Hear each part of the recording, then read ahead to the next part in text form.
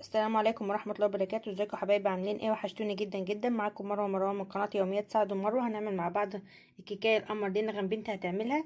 وهنعملها برضو هنسويها على النار من فوق. احنا عملنا معاكم قبل كده الكيكاية اللي بتسوي على النار من فوق، من لو انت ما عندكيش بوتاجاز. بس هنعملها المرة دي بطريقة مختلفة، هنعملها بالمية المغلية. طريقة سهلة وبسيطة. خليكم معانا لاخر الفيديو. يا ريت تعملوا لايك واشتراك وتفعلوا زر الجرس ودعموها بالاشتراك علشان تحب المطبخ يلا نشوف مع بعض الطريقة والوصفة ازاي. يا حبايبي عاملين ايه؟ يلا نشوف المقادير. معانا 3 كوبايات دقيق بمعيار الكوبايه دهيت،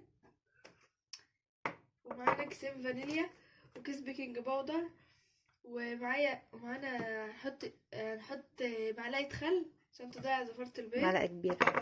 وكوبايه ونص ميه مغليه، وكوبايه ونص زيت، وكوبايه ونص سكر. بالمعيار ده كوبايه ونص، و3 بيضات، و3 معالق كاكاو خام. 3 معالق كبار برضو. كاكاو لازم خام. تحددي كده. هنضرب البيض مع السكر في الخلاط لغاية اما السكر يدوب، وبعدين ننزل عليه بالزيت. اضربه وارجع لكم. كده السكر داب، هنزل عليه بالكاكاو، اضربه بقى وبعدين ننزل بالزيت. انا نسيت اقول لكم ان انا نزلت بمعلقة الخل. هحط دلوقتي الزيت وهنضربهم بقى مع بعض. هنزل بالمية واحدة واحدة عشان ما تسويش البيض وانا بضرب.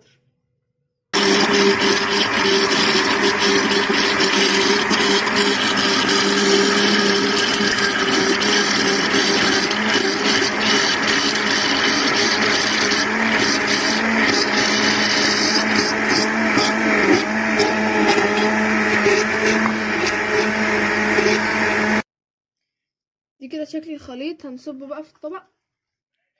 هنا الدقيق حطينا عليه البيكنج باودر، وهنزل بالتدريج على الخليط. هنقلب كده في اتجاه واحد، وهنحط الدقيق على 3 مراحل. كده الدقيق اختفى في المرة الأولانية، هننزل عليهم بالمرحلة التانية.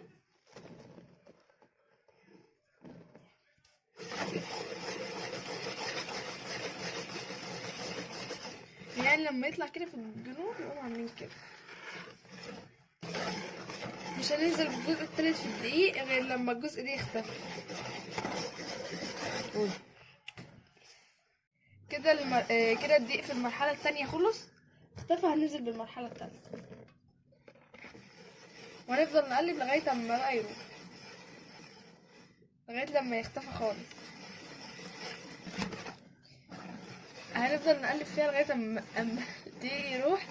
وعملنا في الطبق، في الصينية، مية على النار عشان هنسويها في النار على البوتاجاز. على البوتاجاز.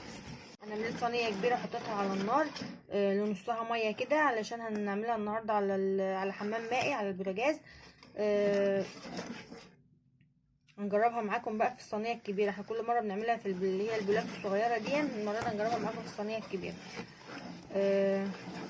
الميه اللي بتبقى في الصينيه الكبيره دي المفروض ما تبقى واصله لنص الصينيه اللي هتبقى فيها الكيكه في نص الصينيه الكبيره، تبقى واصله لنصها بس. هوريها لكم برضو دلوقتي. احنا بنقلب في اتجاه واحد عشان ندخل فيها هواء. هنا انا بطنت الصينيه برشه دقيق، ودهنت الصينيه سمنه الاول، رشه دقيق هنزل عليها بقى بالخليط اللي كانت نغم بتقلبه دلوقتي، واوريكم التسويه ازاي. هنا الميه بدات تغلي اهون كده لنص الصينيه بس اهين، علشان برضو الميه دي لما نحط الصينيه بتاعه الكيكه توصل لنص الكيكايه. ما تغطيهاش علشان ما توصلش للحواف بتاعتها، عشان ما تخشش على الكيكه وهي بتستوي. هحطها بقى دلوقتي زي ما انتم شايفينها كده بالطريقه دي. هنغطيها دلوقتي بالغطا، وتقدروا تحطوا تحت الغطا فوطه، بس انا الحقيقه مش هحط لان المره اللي فاتت النار شبكت في الفوطه، لان كنت سبتها وطلعت بره المطبخ.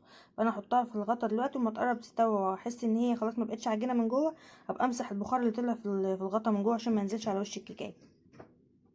هرجع لكم كمان ساعه الا ربع. هي تاخد ساعه الا ربع برضو زيها زي البوتاجاز زي الفرن. هنا بعد ما طلعت، بعد ما خلصت بعد ساعه الا ربع بالظبط، طالعة هشة وجميلة وخفيفة جدا، والطخانة بتاعتها جميلة جدا. هنا كانت نغم مبسوطة بها انها طرية اوي، فبتوريكم ازاي قد ايه هي هشة وجميلة. هنغطي عليها بقى فوطة مطبخ نضيفة لحد ما تهدى خالص، علشان تفضل طرية واسفنجية كده. ودي بعد ما طلعت حطينا عليها مربى حليب. تقدري تحطي عليها اي صوصات انت عايزاها، او اي كريسبيات موجوده عندك. ودي شكلها في النهايه. لو عجبتكم ما تنسوش تعملوا لايك وتشتركوا في القناه عشان يوصلكوا كل جديد. شجعوني عشان شجعوني ان انا ادخل المطبخ دايما يا جماعه. وعايزين نوصل 2000 مشترك في اقرب وقت. بعد ما حطيت عليها صوص فراولة كمان، تقدري تحط عليها صوص شوكولاتة او اي صوصات متوفرة عندي. وبكده نكون وصلنا لاخر الفيديو. ما تنسوش تعملوا لايك واشتراك وتفعلوا زر الجرس على الكل عشان يوصلكوا كل جديد. عايزين نوصل في اقرب وقت 2000 مشترك. ودعموا نغم بلايك وكومنت حلو زيكم كده شجعها على دخول المطبخ. واللي جرب الكيكه فيكم يقول نغم في كومنتات على رأيه فيها، وبالهنا والشفا.